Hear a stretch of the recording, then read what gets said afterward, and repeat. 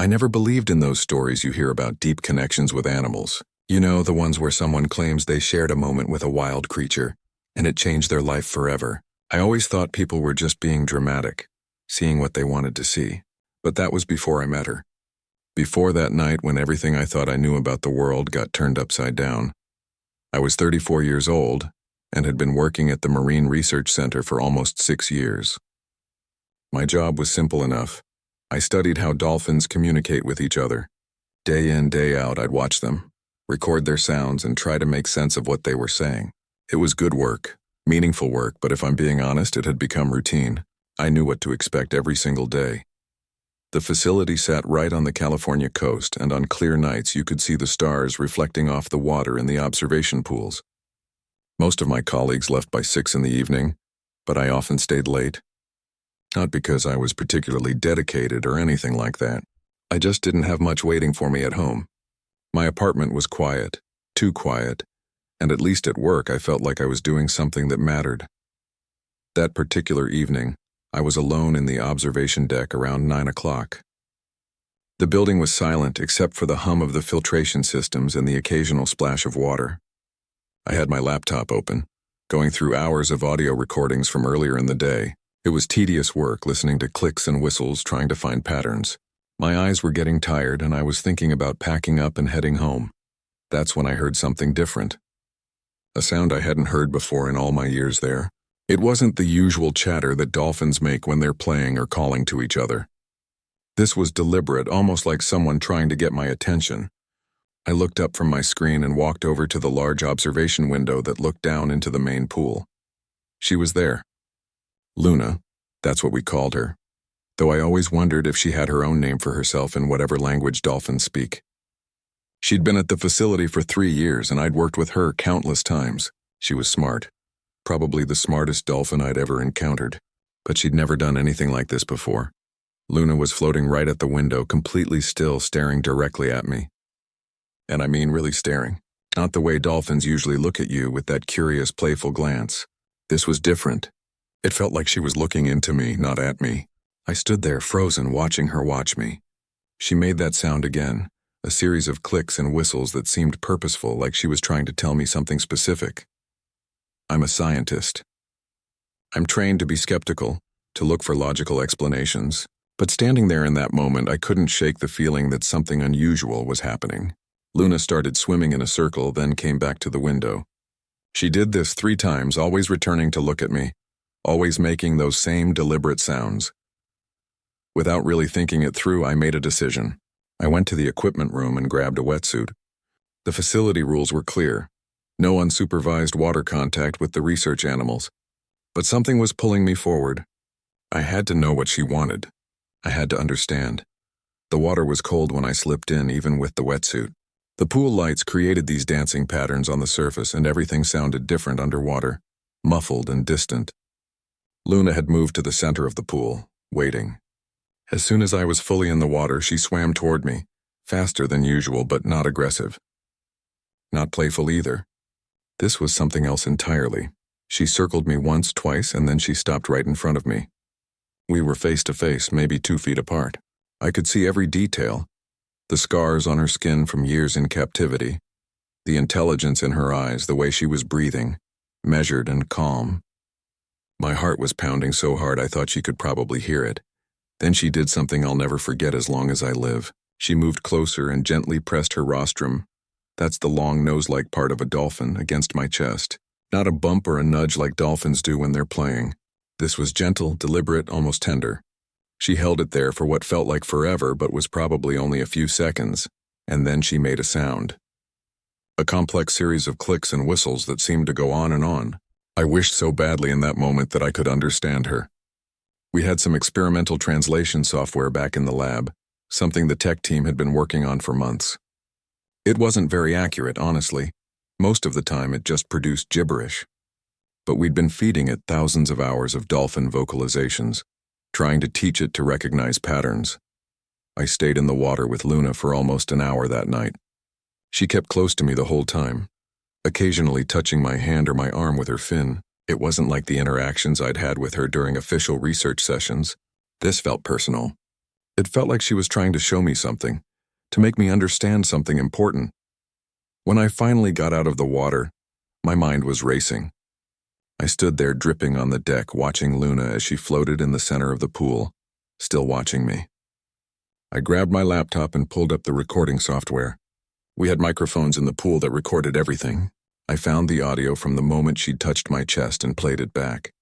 My hands were shaking as I fed the audio file into the translation program. I didn't expect much. Like I said, the software was barely functional.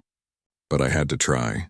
I had to know if there was anything to what I'd experienced or if I was just being one of those people who sees meaning where there isn't any.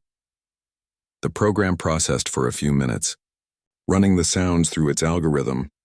Then text appeared on the screen. Most of it was the usual garbled nonsense, fragments that didn't make sense. But right in the middle, there was a phrase that made my blood run cold. "You're not like the others, human."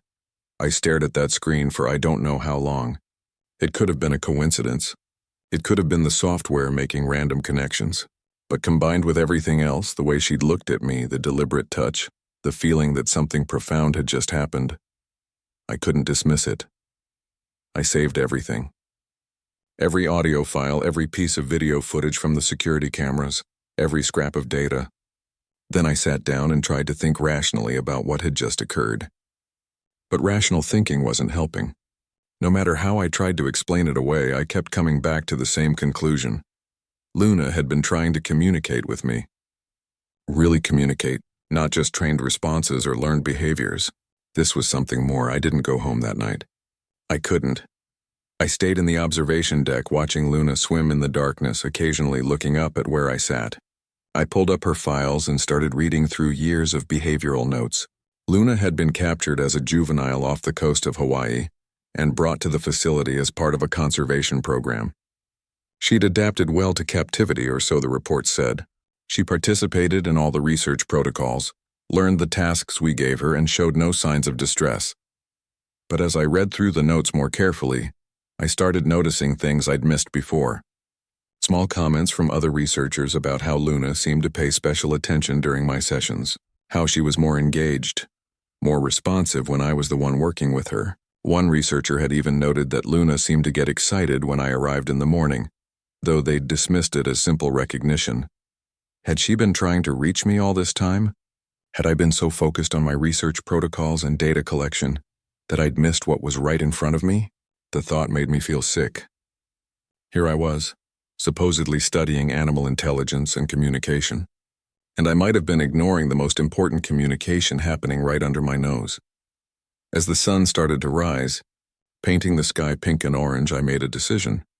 I was going to come back the next day and the day after that, and for as long as it took. I was going to figure out what Luna was trying to tell me, and this time I was going to really listen. I barely slept that night. Every time I closed my eyes, I saw Luna staring at me through the water, felt her gentle touch against my chest. "You're not like the others, human."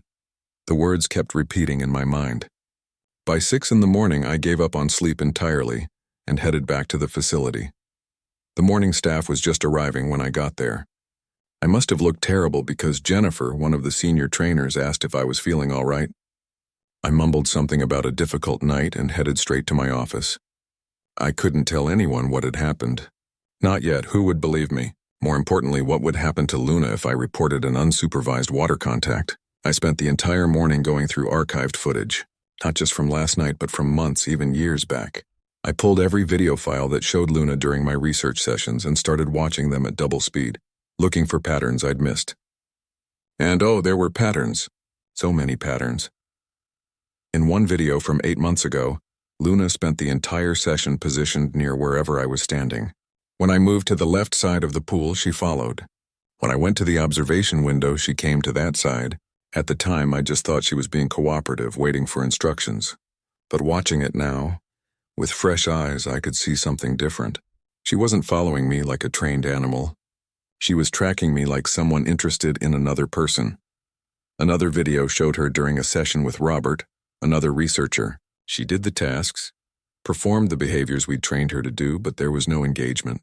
She was going through the motions. But in my sessions, there was something more. She initiated interactions. She brought me things, pieces of kelp, small objects from the bottom of the pool like gifts. How had I not seen this before? Around noon, I got a call from Dr. Patricia Wong. She was my closest colleague at the facility, someone I'd worked with since my first year there. She studied animal consciousness, trying to understand how different species experience the world. If anyone would listen to what I'd experienced without immediately dismissing me, it would be her. We met for coffee in the break room. I was nervous, not sure how to even begin. Patricia could tell something was wrong. She asked if everything was okay with my family, if I was having problems at work. Finally, I just decided to tell her everything. The late-night encounter, Luna's behavior, the translation software, all of it. I expected her to laugh or tell me I was reading too much into things. Instead, she got very quiet. She stirred her coffee for a long time, not looking at me. Then she said something that surprised me even more than Luna's touch had. "I've been waiting for someone else to say this," she told me. "I've had experiences too. Not with the dolphins here, but with other animals I've worked with over the years. Moments where I absolutely knew that they were aware. Not just instinctively aware, but consciously aware. Understanding themselves as individuals, recognizing me as another individual. But I never published any of it. Never even talked about it much. Do you know why?" I shook my head. "Because the moment you suggest that an animal might have human-like consciousness, your career is over. People call you sentimental. They say you're anthropomorphizing, projecting human qualities onto animals. And maybe that's what we're doing. But maybe we're so afraid of being wrong that we're missing what's actually there." We talked for hours. Patricia told me about a gorilla she'd worked with who seemed to understand the concept of death, who would gently touch photographs of deceased companions. About a parrot who appeared to use language not just to label things but to express preferences and make jokes. About an elephant who showed what could only be described as grief. "The problem," she said, "is that science demands proof. Reproducible, measurable proof. But consciousness isn't easy to measure, especially not across species barriers. So we stick to what we can quantify. Brain size, neural complexity, tool use. We avoid the harder questions." She paused, then looked at me seriously. "If you're going to pursue this with Luna, you need to be careful. Document everything. Be rigorous. But more than that, be prepared for the possibility that you're right. Because if you're right, if Luna really is trying to communicate at that level, it changes everything.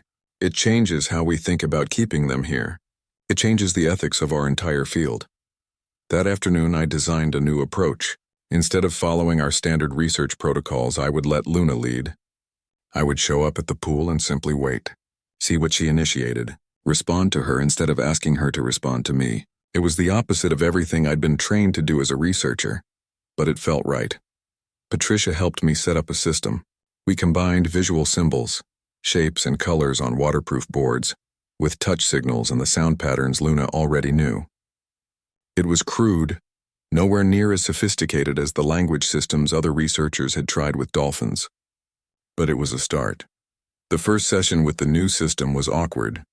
I felt foolish standing there with my boards and hand signals, not directing Luna to do anything. Just waiting. For 15 minutes, nothing happened.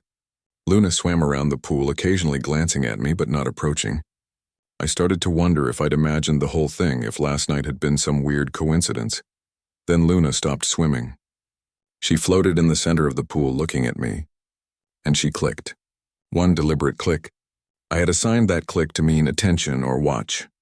I'd taught her that sound months ago, but she'd rarely used it outside of training exercises. I clicked back. Her response. Luna swam to the side of the pool where I was standing. She pushed one of the symbol boards with her rostrum. It was the blue circle. We'd designated that as water in our system. Then she clicked twice, which meant question in the simple framework we'd established. Was she asking about the water? About going somewhere? I clicked back, uncertain. Luna seemed frustrated. She pushed the board harder, then swam away and back again. She was trying to tell me something and I wasn't understanding. This went on for days. Each session, Luna would initiate some kind of exchange. She learned the symbol system incredibly fast, way faster than our previous research had suggested was possible. Within a week, she could use about 20 different symbols reliably. Within 2 weeks, she was combining them. Blue circle plus forward motion gesture meant deep water or ocean. Red square plus upward motion meant something about the sky or surface. She was building a vocabulary, but more than that, she was building it to tell me specific things she wanted to communicate. The breakthrough came during a late evening session in the third week. I'd brought an expanded set of symbols, including some abstract concepts. One was a symbol I designated as self or me, a mirror-like reflective board. I showed it to Luna, clicking to get her attention, then touched my chest and pushed the board. Luna watched carefully. Then she approached the board, looked at it for a long moment, and gently touched it with her rostrum. She pulled back, looked at me, and then touched her own chest with her fin. Then she made a sound I'd never heard from her before, a long, modulated whistle that seemed to rise and fall with purpose. She repeated the sequence. Board, chest, whistle, board, chest, whistle. Patricia was watching from the observation deck. Over the radio, I heard her voice shaking slightly. She understands. She's telling you she knows what self means. She's identifying herself. But Luna wasn't done. She swam to another symbol, one we'd labeled as different. She touched it, then pointed her rostrum at me, then at the other dolphins in the far side of the pool. Different. She swam back to the self board and touched it again. The message was clear. I am me. I am different from them. I am an individual. I felt tears running down my face. This wasn't trained behavior. This wasn't a clever animal responding to cues. This was consciousness expressing itself in the only way it could across the barrier between our species. That night, after everyone had gone home, I sat in the observation room and watched Luna. She wasn't sleeping, just floating peacefully in the dim pool lights. I thought about what this meant. Luna knew she was confined. She understood she was an individual with her own identity. She'd chosen me specifically to try to communicate with. And what had I done for 3 years? I'd treated her like a research subject, a source of data. Sure, I'd been kind, followed all the protocols for animal welfare, but I'd never once considered that she might be a person trapped in a body I didn't recognize as human. A thinking, feeling, aware being trying desperately to connect with someone who might understand. You're not like the others, human. Now I understood what she'd meant. The other researchers came and went. They gave commands, collected data, and left. They never stopped to consider that she might have something to say to them. But somehow Luna had sensed something different in me. Maybe it was the way I waited for her consent before each exercise. Maybe it was how I always greeted her individually before starting work. Whatever it was, she'd been watching me as carefully as I'd been watching her. The question now was what to do with this knowledge. Patricia was right. If we revealed what was happening, everything would change. But how could we not? Word spread quietly through the facility. Not officially, but in the way secrets always travel in small communities. People started finding excuses to walk past the dolphin pools when I was working. They'd linger, watching through the observation windows, saying nothing but clearly curious about what was happening. I tried to keep the sessions private, but it was impossible. The facility had security cameras everywhere, and other researchers had access to the video feeds. Within 2 weeks, at least half the staff knew that something unusual was going on with Luna and me. The problem was, I couldn't quite explain what was happening. How do you tell your colleagues that you're having actual conversations with a dolphin? That sounds crazy, even in a marine research facility where everyone already believes dolphins are intelligent.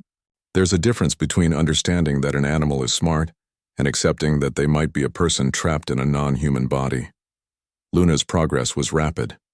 Almost too rapid. By the end of the second month, she'd mastered over 50 symbols and could combine them in ways we hadn't specifically taught her. She created new meanings by putting symbols together. Blue circle, water, plus white triangle, far, meant ocean, a place she'd never been since arriving at the facility as a juvenile. But it wasn't just about learning symbols. Luna started showing me things about her world that I'd never considered. One afternoon, she led me to a specific corner of the pool and started making these elaborate clicking patterns. I couldn't understand at first. Then she touched the wall repeatedly, always in the same spot. I got out of the water and checked. There was a small crack in the pool wall barely visible, where the concrete had separated slightly. Through that crack, a tiny amount of ocean water was seeping in. The facility pumped fresh seawater into the pools daily, but this was different. This was a direct connection to the sea outside. Luna would spend hours near that crack. Later, Patricia helped me understand why. The water coming through carried information, scents, sounds, vibrations from the ocean Luna couldn't see or access. She was listening to the world she'd been taken from through that tiny opening. When I realized this, I broke down. I actually sat on the pool deck and cried. Here was an intelligent being, aware of her confinement, spending her days pressed against a crack in the wall that gave her the tiniest connection to freedom, and I was part of the system that kept her there. Luna noticed my distress. She surfaced and made a sound, gentle, almost comforting. She pushed one of the symbol boards toward me. It was a yellow circle we'd labeled as calm or peaceful. She was trying to comfort me. "I'm sorry," I said out loud, knowing she couldn't understand the words but hoping she'd understand the emotion. "I'm so sorry we did this to you." The sessions became more complex. Luna started trying to share how she experienced the world. She'd create these elaborate sequences with the symbols, and Patricia and I would spend hours trying to decode what she was communicating. One day she used self plus water plus sound plus sea. At first, we thought she was confused, mixing up sensing modalities. But then Patricia had an insight. "Dolphins use echolocation," she said. "They see with sound." She's not confused. She's trying to explain how her perception works. She's trying to tell us that for her, sound and vision are the same thing. We started asking Luna questions too. Simple ones at first. "Do you remember the ocean?" She responded with a complex sequence: blue circle, ocean plus self, plus small symbol, young plus mother symbol we'd created. She remembered. She remembered being young, being with her mother in the open ocean before the capture. The knowledge hit me like a punch. Every dolphin in this facility had a life before, had family, had experiences we'd erased by bringing them here. But the most difficult moment came about 3 months into our communication experiments. I'd grown comfortable with the symbol system, confident that Luna and I were really understanding each other. Then one evening she initiated a conversation that shattered that confidence. She started with the self symbol, then moved to a new combination: inside, pluck or self, pluck or trapped, pluck not self. She repeated it several times, getting more agitated when I didn't understand. Patricia was there that night. We watched the sequence over and over on video. "Inside self, trapped not self," Patricia murmured. "What is she trying to say?" Then it hit me. "She's talking about consciousness," I said. "She's trying to explain that there's something inside her body that's separate from her body. She's describing the experience of being aware, of having a mind that's distinct from her physical form." Patricia went pale. That's philosophical understanding. That's not just intelligence or communication. That's metacognition. She's aware that she's aware." We sat in silence for a long time. The implications were staggering. If Luna understood herself as a consciousness separate from her body, then keeping her confined wasn't just unethical in the way we usually thought about animal welfare. It was something much worse. I started having nightmares. I'd dream about being trapped underwater, able to see the surface but never reaching it. I'd wake up gasping, my heart racing. During the day, I found it hard to focus on anything except Luna. My apartment went uncleaned. I stopped returning calls from my sister. Work became my entire world, and that work was focused entirely on one dolphin who'd chosen to trust me with something precious: her inner life. The facility director, Mr. Reeves, finally called me into his office. He was polite but firm. Word had reached him about the informal experiments I'd been conducting. He wanted a full report. He wanted to know what I'd discovered. He kept using words like breakthrough and publicity and funding opportunities. I tried to explain that it wasn't about a breakthrough. It wasn't about what we could publish or what grants we could secure. This was about recognizing another thinking being. But Reeves didn't want to hear that. He saw dollar signs. He saw a presentation at the next major marine biology conference. He saw our facility becoming the center of revolutionary research. "Write up your findings," he told me. "We need to submit something to the board within 2 weeks." This could be big. Really big. I left his office feeling sick. If I wrote the report, if I officially documented what Luna and I had achieved, she'd become famous. Every researcher in the field would want to work with her. She'd be subjected to endless testing, moved from facility to facility, treated like a puzzle to be solved rather than a person to be respected. But if I didn't report it, I'd be violating facility policy. I could lose my job. Worse, I might lose access to Luna entirely. Patricia found me sitting alone by the pools late that night. "You have to tell them," she said quietly. "But not because Reeves wants you to. Because Luna deserves to have her voice heard, even if we're the ones translating it. She deserves to have the world know she's in there, she's aware, and she's been trying to communicate all this time." "And then what?" I asked, "and then she becomes a sensation. A commodity. They'll never let her go." "Maybe," Patricia agreed. "Or maybe enough people will care. Maybe once the world knows what she is, who she is, there will be pressure to change how we do things. Not just for Luna, but for all of them." I went into the water one more time that night. Luna came immediately, as she always did now. I showed her the question symbol, then pointed to myself in the surface, making an upward gesture. I was trying to ask, "Do you want me to tell others about you?" Luna looked at me for a long moment. Then she touched the self symbol, followed by the sound symbol, then pushed the board toward the observation windows where the other researchers sometimes watched. Finally, she touched my hand gently with her fin. I interpreted it as, "I want my voice to be heard. I want others to know." That's when Luna did something that changed everything again. She started to push herself harder during our sessions, trying to communicate more complex ideas. But her behavior outside our sessions changed too. She stopped eating regularly. The facility vet said it was stress, that we needed to reduce Luna's research activities. I was terrified. Had I done this? Had my desire to communicate with her, to prove that she was conscious and aware, pushed her to a breaking point? Was I so focused on making a discovery that I'd harmed the one being I was trying to help? The vet prescribed rest. No research sessions for at least 2 weeks. I was devastated, but I agreed. Luna's health had to come first. Everything else was secondary to making sure she was okay. During those 2 weeks, I watched her from the observation deck. I couldn't go in the water, couldn't use the symbols, couldn't communicate. I just watched. And what I saw broke my heart all over again. Luna wasn't stressed because of our communication sessions. She was stressed because of everything else. The confined space, the routine, the other researchers who still treated her like a trained animal, the constant noise of the filtration systems, the artificial everything. She'd gotten a taste of real communication, of being seen and understood as an individual, and then going back to the regular facility routine had become unbearable. It was like showing someone a doorway to freedom and then slamming it shut. I realized then that I'd made everything worse. Not by communicating with Luna, but by not being able to change the fundamental reality of her situation. I'd given her hope that someone understood and then trapped her right back in the same small pool she'd been in all along. The facility board met on a cold morning in late February. I'd been called to present my findings, but I still hadn't decided what I was going to say. The night before, I'd written 2 versions of the report. One was clinical, professional, focused on the methodology and results. It made our communication experiment sound like a fascinating research project with potential applications. The other told the truth. It described Luna not as a research subject, but as a person. It detailed her attempts to explain her own consciousness, her memories of the ocean, her awareness of confinement.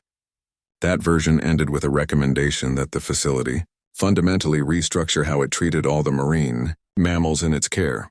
I brought both versions with me to the meeting. The boardroom was intimidating, a bay, long table surrounded by serious faces in suits. Reeves sat at the head, looking pleased with himself.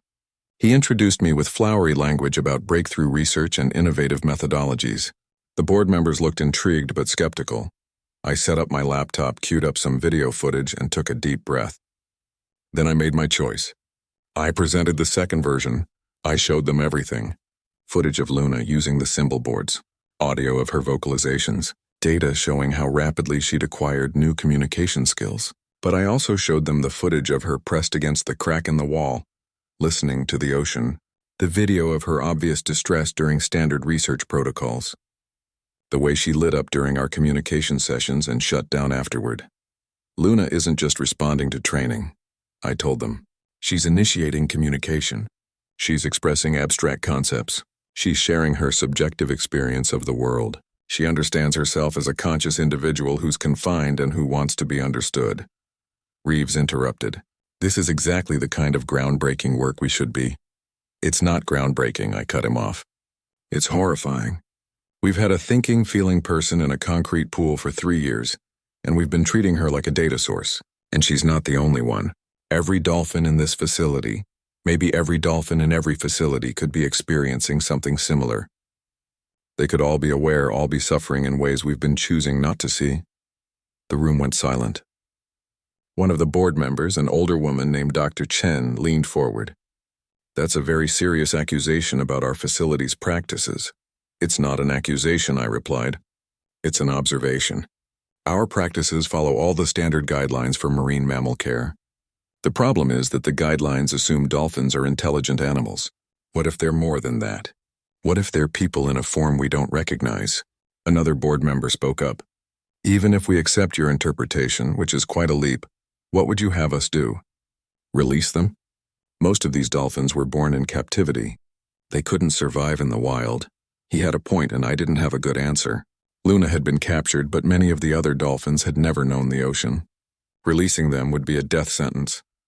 "I don't have all the solutions," I admitted, "but I know we need to start treating them differently. Bigger, more naturalistic environments, choice over participation in research, recognition that they have inner lives that deserve respect." The meeting went on for 3 more hours. Some board members were intrigued. Others were hostile, accusing me of anthropomorphization and emotional reasoning. Reeves tried to steer the conversation back to the research applications, the papers we could publish, the grants we could secure. Finally, Dr. Chen suggested a compromise. They'd conduct their own review of the footage and data. In the meantime, I'd be allowed to continue working with Luna, but under strict supervision. Every session would be monitored. I'd have to submit detailed reports, and I absolutely could not make any public statements about the research without board approval. It felt like a loss, but it was better than being shut down entirely. I agreed to their terms. Patricia was waiting outside the boardroom. One look at my face told her how it had gone.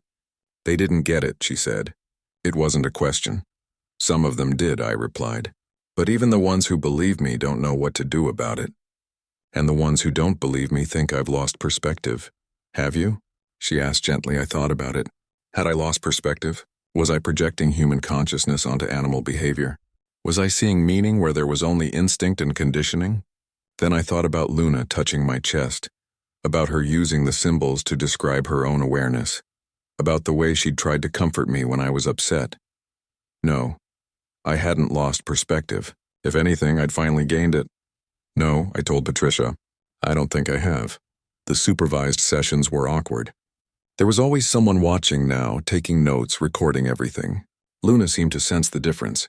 She was more cautious, less willing to engage deeply. The spontaneous, flowing communication we'd developed was replaced by something more stilted and formal. But the video footage didn't lie. Even the skeptical observers couldn't deny that Luna was doing something remarkable. She consistently used symbols to express concepts. She initiated communication. She seemed to understand abstract ideas.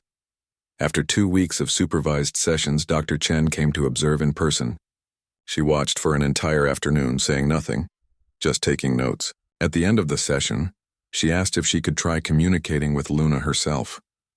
I showed her the basic symbols and signals. Luna was hesitant at first. She didn't know Dr. Chen, didn't have the relationship with her that we'd built over months. But eventually, Luna approached and engaged with the symbols. Dr. Chen tried asking Luna a question using the symbols. Where plus self plus want? Where do you want to be? Luna's response was immediate and clear.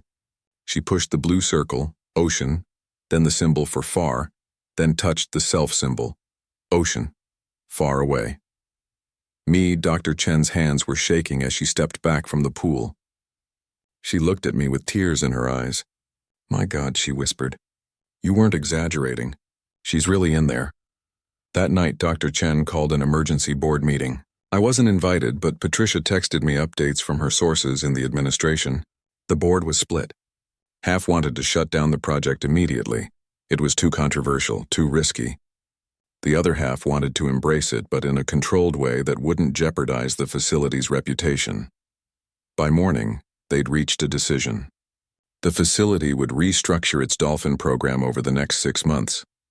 They'd build larger, more complex environments with areas the dolphins could retreat to if they didn't want to participate in research. They'd implement new protocols that gave the animals more agency and choice. It was something. It wasn't enough. Luna would still be confined, but it was more than I'd dared to hope for. But there was a catch. I'd have to sign a non-disclosure agreement. I couldn't publish anything about Luna's communication abilities or speak publicly about what we'd discovered until the facility gave approval. They wanted to control the narrative, manage the release of information carefully. I refused. Reeves was furious. "You're throwing away your career over this? We're offering you everything you wanted. Better conditions for the dolphins, continued research access, even a promotion. All you have to do is be patient and follow our timeline." "It's not about my career," I told him. "It's about Luna. She tried to tell me she's a person, and I believe her. I can't keep that secret just to protect the facility's reputation or my own job security." "Then you leave us no choice," Reeves said coldly. "You're dismissed, effective immediately. You'll pack up your office today, and be very careful about what you say publicly. We have lawyers." Patricia found me cleaning out my desk 2 hours later. "I heard," she said. "I'm sorry. This isn't fair." "No," I agreed. "But it's the right thing. Luna chose to trust me with something precious. I can't betray that trust, even if it costs me everything." "What will you do?" she asked. "I don't know yet," I admitted. "But I'm not done fighting. Luna's voice deserves to be heard. And not just hers, all of them. Every dolphin, every whale, every thinking being we've decided we have the right to confine because they don't look like us." That evening, I visited Luna one last time. The facility hadn't banned me from the property yet. I think they were still hoping I'd reconsider and sign their agreement. I went to the pool after everyone had left. Luna surfaced as soon as she sensed my presence. She looked at me, and I swear there was recognition there. Understanding. She came to the edge of the pool, and I knelt down. "I'm sorry," I told her. "I'm sorry I couldn't do more. I'm sorry I can't free you, but I promise you I'm not giving up. I'm going to make sure people know. I'm going to make sure they understand what you showed me." Luna made a sound, one of her complex vocalizations that I'd come to recognize as affection or approval. Then she did something she'd never done before. She opened her mouth and gently, carefully, touched my hand with her tongue. It was the most intimate gesture I'd ever received from another being. I sat there for a long time, my hand in the water, Luna floating beside me. Two minds, two very different forms, connected by nothing more than the will to understand and be understood. Finally, I stood up. "I'll come back," I promised her. "Somehow I'll come back." As I walked away, Luna made one final sound. I didn't need translation software to know what it meant. It meant goodbye. 6 months passed, and they were the hardest months of my life. I was unemployed, blacklisted in the marine research community, and running out of savings. Reeves had been true to his word. Anyone who tried to hire me received a carefully worded warning about my unprofessional conduct and inability to maintain research objectivity. But I didn't stay quiet. I started writing articles, blog posts, emails to journalists and advocates. I described my work with Luna in careful, factual terms, making sure I couldn't be accused of exaggeration or sensationalism. I reached out to other researchers who'd had similar experiences. People like Patricia who'd witnessed animal consciousness but felt unable to speak about it publicly. Slowly, carefully, a network formed. Scientists who were tired of pretending they didn't see awareness in the eyes of the beings they studied. Activists who'd been arguing for years that cetaceans deserved rights beyond basic welfare considerations. Filmmakers, writers, and educators who wanted to change how humans related to the non-human minds we shared the planet with. The story gained traction online first.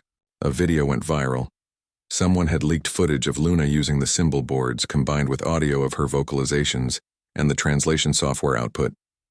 Within a week, it had millions of views. The comments were split between amazement and skepticism, but people were talking.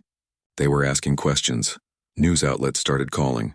I was careful about what I said, sticking to the facts, but making sure Luna's story was told the way it deserved to be told. Not as a trick or a curiosity, but as evidence of a mind we'd been ignoring. The facility was forced to respond.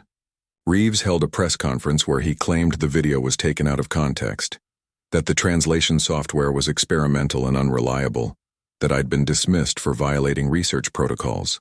But he couldn't explain away the footage of Luna clearly and consistently using symbols to communicate. Dr. Chen broke ranks. She gave an interview where she admitted that she'd witnessed Luna's communication abilities firsthand and believed they represented genuine consciousness. "We've been asking the wrong questions," she told the interviewer. "We've been trying to measure dolphin intelligence against human intelligence, looking for what makes us similar. We should have been trying to understand dolphin consciousness on its own terms, to recognize that minds can be profoundly different and still be minds." The pressure built. Marine conservation groups that had previously focused on habitat protection and hunting bans began advocating for something more: legal personhood for cetaceans. The argument was simple. If dolphins and whales are self-aware, if they have language and culture and individual identities, then keeping them in captivity wasn't just unethical. It was a violation of their fundamental rights. The facility tried to weather the storm. They pointed to their improved conditions, the larger pools they were building, the new protocols giving dolphins more choice. But it wasn't enough. Once people started thinking about Luna and the others as people rather than animals, everything changed. I wasn't there for most of it. I couldn't afford to be. I was living in a tiny apartment 3 states away, working part-time at a bookstore to pay rent while I continued writing and organizing. I followed the news obsessively, tracking every development, but I couldn't go back to California. I wasn't welcome at the facility, and I didn't have the money for the trip anyway. Then one day my phone rang. It was Patricia. "You need to come here," she said without preamble. "The facility is closing its dolphin program. They're relocating all of them to a new sanctuary off the coast. Huge enclosed bay, natural environment, no research protocols. And Luna's not doing well. She's declining. The vets can't find anything physically wrong, but she's withdrawing, not engaging. I think she's giving up." I was on a bus to California within 2 hours. The facility had changed. The improved pools were finished but already obsolete. They'd be empty within months when the dolphins moved to the sanctuary. There were protesters outside the gates, people holding signs supporting cetacean rights. Inside, the staff moved around quietly, many of them updating their resumes, looking for new positions. Patricia met me at the entrance. She'd bent the rules to get me visitor access, claiming I was a consultant on the relocation project. Reeves had resigned under pressure weeks earlier, and the interim director was too overwhelmed with logistics to care about my presence. "She's in the medical pool," Patricia told me as we walked. We separated her from the others because she was becoming aggressive, unusual for her. "She's eating, but minimally. She just floats in one spot most of the day. It's like she's depressed," I finished. "She's depressed." The medical pool was smaller, quieter. Luna was there alone, floating near the center, barely moving. When I approached the edge, she didn't react at first. Then slowly she turned toward me. I don't know how to describe what I saw in that moment. Relief? Recognition? It felt like something broke inside me. This remarkable being, this person who'd trusted me enough to share her inner world, had been suffering alone while I was away trying to help her from a distance. I didn't wait for permission. I grabbed a wetsuit and got in the water. Luna came to me immediately. Not the cautious, curious approach from before. This was desperate. She pressed against me, making sounds that broke my heart, high, keening whistles that needed no translation. She was in pain. Not physical pain, but the pain of isolation, of not being understood, of giving up hope. I held her as much as a human can hold a dolphin.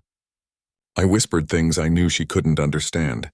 I cried into the water, and gradually Luna calmed. She stayed close, occasionally touching me, making softer sounds. Patricia brought the symbol boards. They were weathered now. Some of the symbols faded, but Luna recognized them. Slowly, hesitantly, she began to use them again. Self, plus, alone, plus, sound, plus, none. She was alone without communication. Without sound, that meant anything. The other dolphins couldn't use the symbols. The facility staff didn't try.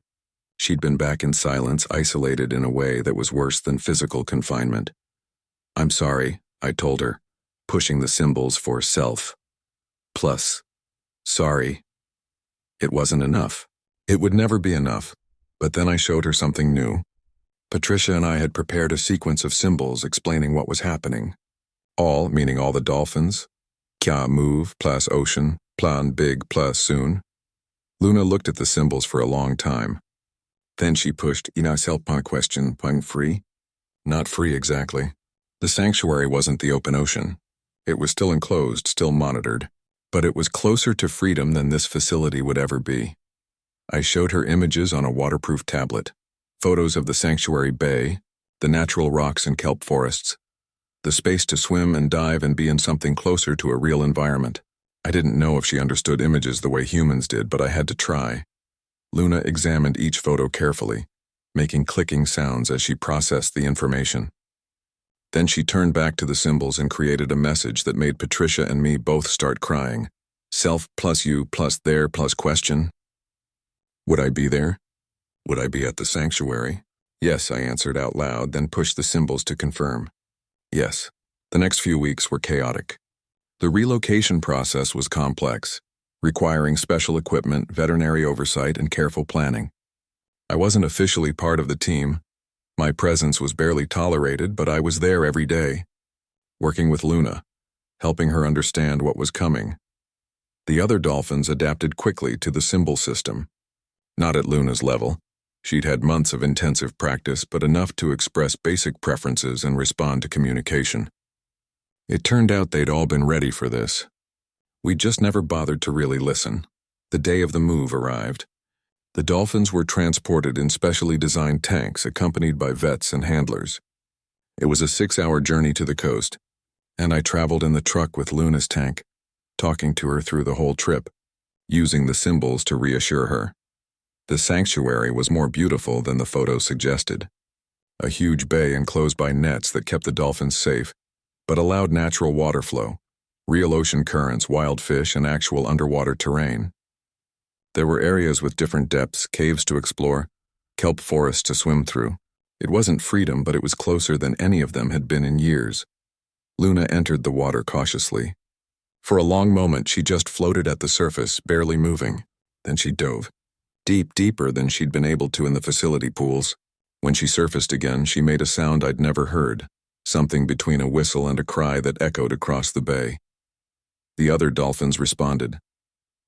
They began swimming together, exploring, calling to each other with vocalizations that were more complex and varied than anything I'd heard in the facility. This was how they were supposed to sound.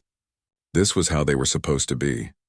Over the following months, the sanctuary became a living laboratory, not for invasive research, but for understanding.